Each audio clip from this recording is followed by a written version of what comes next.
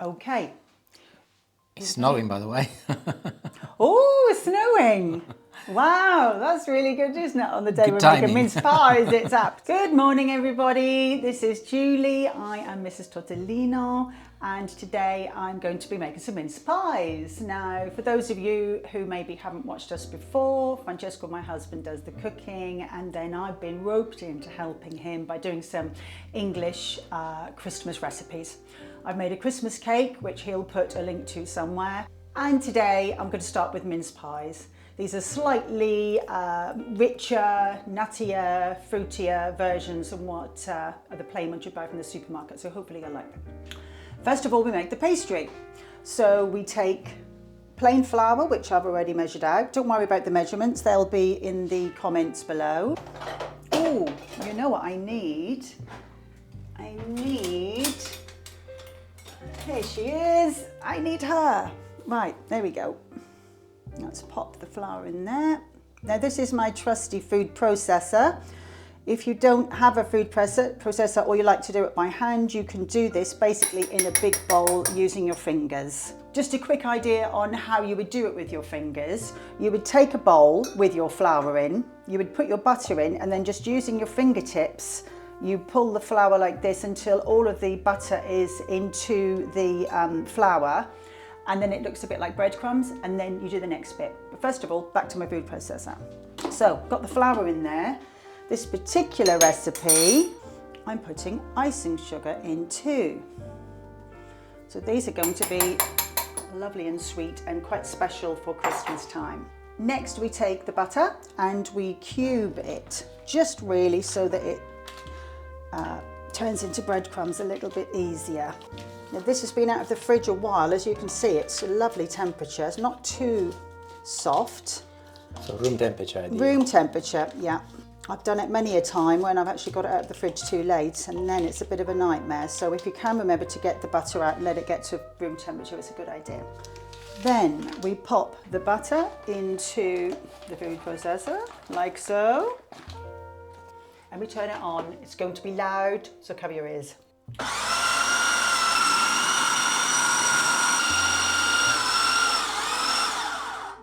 Okay.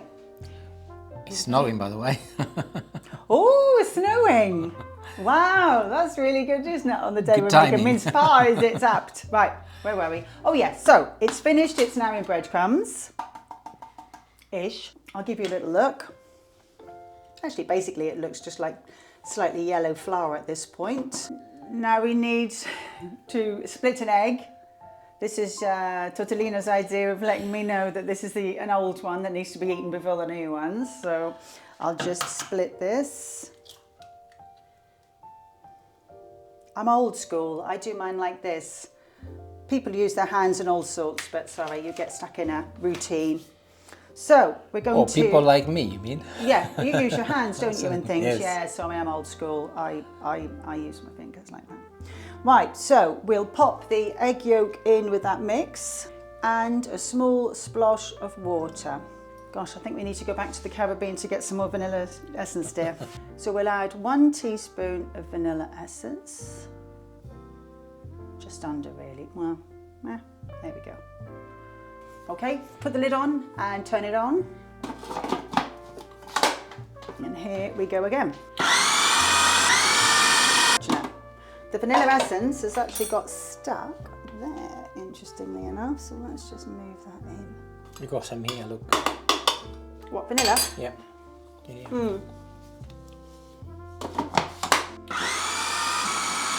If you have a little look in the top, Francia, you can see that it's starting to come together. I think we need just a little bit more water.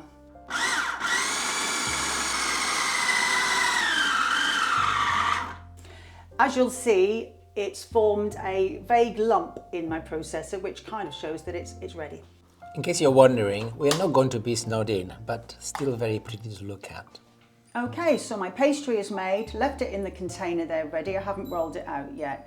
What I'm going to do now is to get my mincemeat on the go, and I'm going to add a few lovely pieces to that to make sure it's a little bit special for Christmas. Now, like probably everybody, we've all got a few dregs in our cupboards, or our fridges in my case. This is still within date, but there's not much left, so I'm going to use that up first and pop that in a big bowl, out as much as I can. Got another one as well, I'm a bit sad. Okay, now which one shall I use next? Next I'm going to use a whole new one. There we go, pop him in too. This one's a bit more liquidy than the other one. This has actually got a little extra brandy in it, but it's the next in the cupboard that needs to be used, so I'll add that as well. And I just need a little more. Okay, that should be good. If not, I can always add to it. Now, to make it a little special, we're going to add a handful of nuts. I'm putting those into my lovely little crusher machine. It's noisy again. Cover your ears. Obviously, you could buy a packet of chopped nuts. It would be a lot easier. But in they go. As it's Christmas, a few cherries. I'll chop them all into 4. Obviously, chop them in half if you like a nice big chunk of cherry. Or don't put them in at all if you really don't like them. Not a problem. Right. And in they go. Lovely Christmassy flavour, a little mixed spice. I'm just going to give a light sprinkle and a little nutmeg. That is definitely Christmassy flavour. Absolutely. Oh, I could add some cinnamon as well. Is that overkill? Maybe. Maybe we won't do that. But you could replace the nutmeg with the cinnamon. You could. You can do whatever combination you like. These are just what I found this morning and made me think of Christmas, so it smells like go. Christmas already. I know, it smells lovely. Now obviously, if you want to make your own mincemeat, by all means you can find many recipes on the internet for that. I haven't gone in for that this year because I seem to have an abundance of bargains that young Francesca has found for me over the last year. So I've decided to use that and it's quicker. Last but not least, a little brandy, just to give it an oomph. I'm not going to go mad, just a little splosh. I would say, what do you reckon, 2 teaspoons in that? Doesn't like you not to go mad? Well, I don't want it to be too... Alcoholic? No, I don't want it to be too liquidy, because then it will boil out of the mince pies. Just but I've just watery. popped a little in, as you can see, look. Lovely. Give it all a nice stir, and then I'll pop that to one side just to marinate while I sort out the rest of the pastry. Okay, next we're going to roll out the pastry. Now you need to sprinkle a little flour on your work surface, and I always leave a little puddle at the corner so I've got it to hand if I need some more. Now we pop the pastry out onto the prepared surface. Oh wow, now I sound like a proper cook. You won't put this all in. Don't waste any. You need your magic spatula. My magic spatula was in the sink, unfortunately. Yes, magic spatula number 2. I know, I thought it might get a bit stuck. There you go, look. Another magic spatula, there we go. This is what we're aiming for, is a lovely ball of firm, but not hard, not too soft, pastry, ready to go. As I need to make bases and then lids, I'm going to cut my pastry ball in half. Don't forget, keep spreading your flour about to make sure you've got the whole worktop covered. Now I'll get my trusty rolling pin, sprinkle a bit more flour on top and start to roll.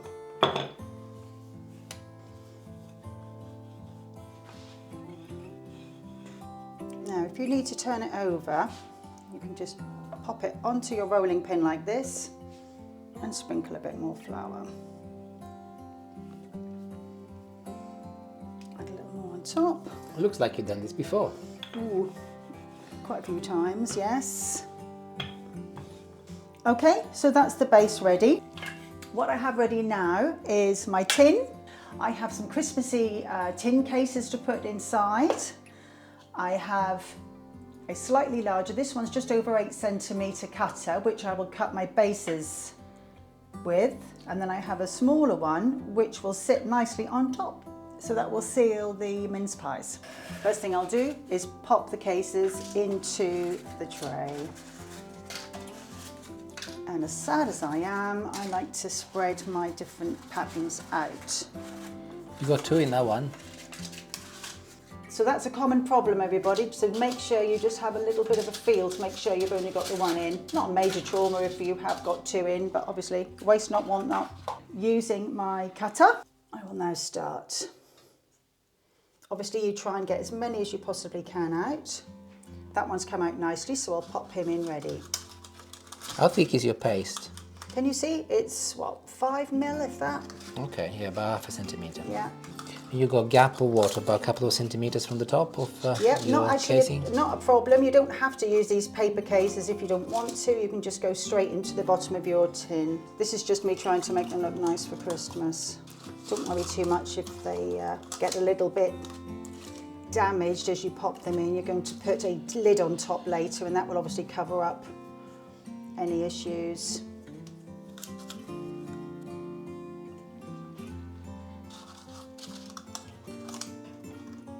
And here is a little snow update for you. How thick is it? No, it's just a little, but enough to cover and give it a nice white Oh gosh, it is laying. Yes. Oh wow. Some of us are too busy cooking. We haven't got time to look out the window. That makes a change. So I'm now rolling out the second half of the pastry, same thickness, so I can cut out the lids. And as I said before, that one is 8. This one is about, actually I didn't measure, but I'm guessing that's about 6. It should fit nicely on top. What are you going to do with this? And the little leftover bits and bobs you pull together in a ball and you carry on rolling, and you can keep using it several times. No waste then? No. No waste, no waste. Here we go. We'll cut out 12 of these. Okay, and now it's time to fill up the bases. I'll take 1 teaspoon, a good solid teaspoon, and pop in there until I put 1 in each. I would say that it's like 2 teaspoons, a solid It's not a teaspoon. flat teaspoon, it's a rounded teaspoon, Yeah, dear. very rounded. Rounded teaspoon. You're doing with the teaspoon of your filling what I do with my teaspoon of Parmesan cheese. Now the idea is to make them full, but not too full. Once we've got them into the cases and they're all finished, we'll then pop them in the fridge for 15 minutes, and that will help set them and hopefully discourage the filling from spilling out all over the top. What do you think, young man? Looks good. A little bit more in a few. As you can see, they're not too full. You've got to leave a little bit of a space so that they can the mixture can expand. Next, I'm just going to give my egg white a little whisk, just to loosen it up a little bit. And then I need to paint a little bit around the rim of the base before I put the top on. Trusty brush, and just pop a little around. This will help the lid to stick, and yet again, discourage the innards from coming out and boiling over all over the mince pie. It's a bit like a glue, is it?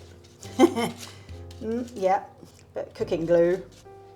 Next, we pop our little lids on top, just like that. Just give it a gentle push at the sides to help seal it. So the lids sit on top of the edge of the pastry. Yeah, and they should sit together nicely.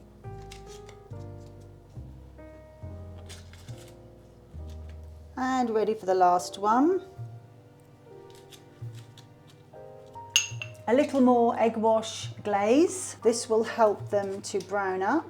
This is the point at which you can choose to actually freeze your uncooked mince pies. Now, if you pop them on a flat tray in the freezer for about an hour, and then you can transfer them over into a container. I wouldn't say a bag so much, you need a little protection really, so perhaps, you know, a Tupperware container, and then you can keep them frozen until Christmas. And then if you pop them into tins again or onto a flat cooking tray, you can pop them into the oven and you can cook them for about 20 minutes. You need to defrost them? Once they're defrosted, yeah. I would do that before you put the glaze on, obviously, because that might make the pastry a little sloppy. So I'm actually going to freeze some as well, but these ones we might have to have a taster of later. There's no might about it, he says. Yes, there's no might about it at all. You're in denial. So you're glazing with the egg white. You don't need to do it if you're freezing them. You do that after, if you're freezing them. Okay, they all done? Yes, they are. All right, so they're all ready for the oven. So I'll pop them in the fridge for 15 minutes just to let them firm up. Okay, so now I'm going to take the waste bits from the previous cuttings. As you can see, they're all in pieces. Just gently mould them together into a bowl. We don't want to waste anything. There's nothing wrong with reusing it even a couple of times. Spread some more flour and off we go again. You repeat the same process Yep. again. I think I'll get another maybe 8 out of this mixture. Wonderful. So I'll see you when they're ready to go in the oven. Okay, and here we are, 15 minutes later.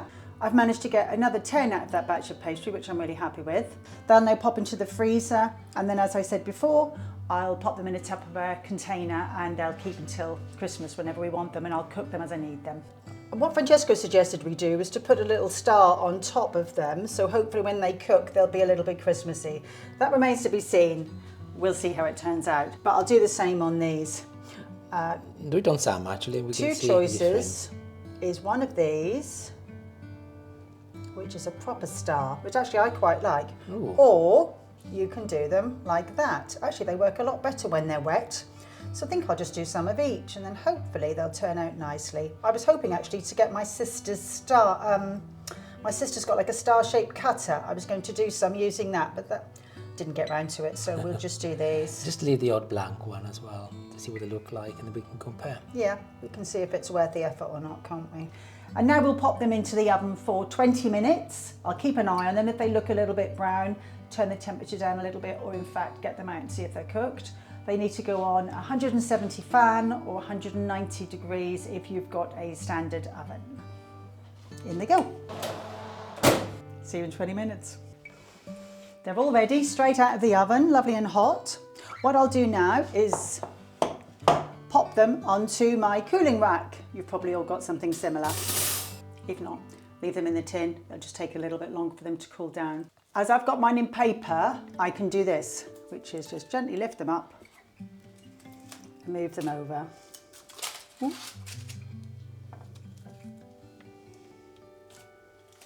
There. Okay, so see you in 5 minutes. So 5 minutes have passed. Let's have a look. As you can see the little stars, etc. on top. They're not too visible. In all honesty, I like it when they're sprinkled with icing sugar. So to be perfectly honest, you won't see whatever's on top. But they're there, they're there. This is my snow effect. And there they go, they're ready. Here they all are arranged on a plate, ready for Christmas. Obviously they won't last that long. Shall we try one? Yes, please. They smell delicious, but they smell very lovely. sweet. They do. It's because of the icing sugar. Now, it's because of the icing sugar. Now, not normal pastry doesn't have icing sugar in it, or an egg yolk come to that. These are just added bits that people do use. This particular recipe that I'm following has got both in because it makes them richer and more flavoursome at Christmas time. There we go. Let's have a little try. Oh, crumbly. Gosh, they're still really hot. I like them hot. Let's have a little look. I don't want to burn my tongue. That is really not a good idea. No. Mind you, not a bad one. Or the top of my mouth, stops you from like talking. you do with a pizza. As I said, if it stops you from talking, it's not a bad idea.